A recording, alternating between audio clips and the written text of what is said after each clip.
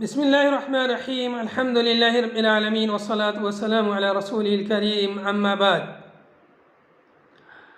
مشاہدین کرام السلام علیکم ورحمۃ اللہ وبرکاتہ۔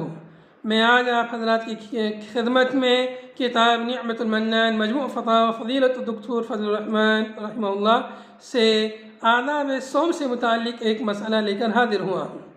آپ رحمہ اللہ سے سوال کیا گیا، براہ کرم ان امور کی جانب رہنمائی فرمائیے جن کا روزہ کی حالت میں اہتمام کرنا مستحب ہے اور جن کی وجہ سے روزہ کے فیوض و برکات کے حصول اور قبولیت کی زیادہ امید ہوتی ہے۔ اس سوال کے جواب میں آپ رحمہ اللہ نے فرمایا کہ روزہ کی حالت میں درج ذیل امور کا اہتمام کرنا مستحب ہے۔ اس سے روزے کے فیوض و برکات کے حصول اور قبولیت کی زیادہ امید کی جاتی ہے۔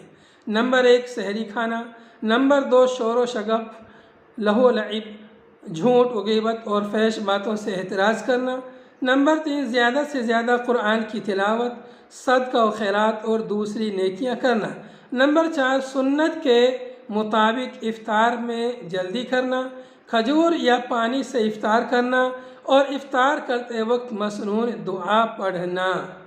وآخر دعوانا ان الحمد للہ رب العالمین۔